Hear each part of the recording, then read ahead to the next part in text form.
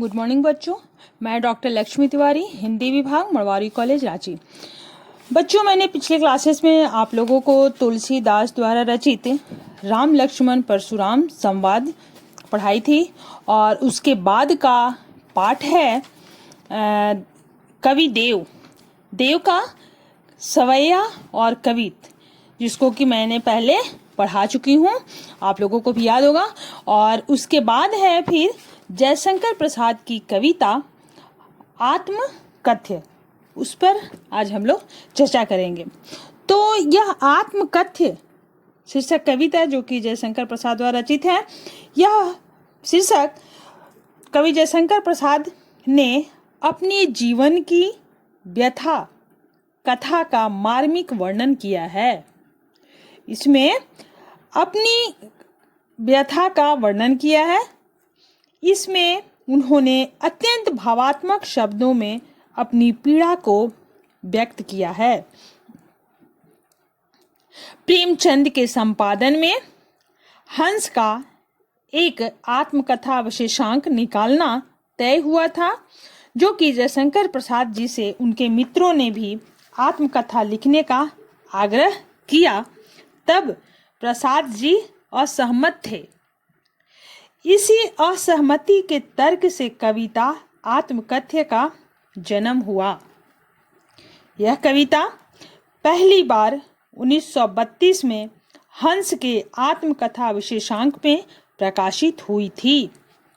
छायावादी शैली में लिखी इस कविता में जयशंकर प्रसाद ने जीवन के यथार्थ एवं अभाव पक्ष का मार्मिक चित्रण किया है।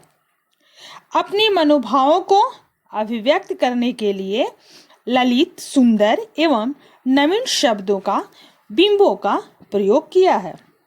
इन्हीं शब्दों और चित्रों के सहारे उन्होंने यह बताया है कि उनके जीवन की कथा एक सामान्य व्यक्ति के जीवन की दुख भरी कथा है। इसमें महानता और रोचकता वाली कोई बात नहीं है। इस कविता में एक तरफ कवि द्वारा यथार्थ की स्वीकृति है, तो दूसरी तरफ एक महान कवि की विनम्रता भी। जयशंकर प्रसाद जी ने छोटे से जीवन की बड़ी कथाएं लिखकर इस कविता में अपनी पीड़ा की गहराई को सफलतापूर्वक व्यक्त किया है। इस कविता में उन्होंने यानी जयशंकर प्रसाद ने स्वयं को एक सामान्य मनुष्य बताता है।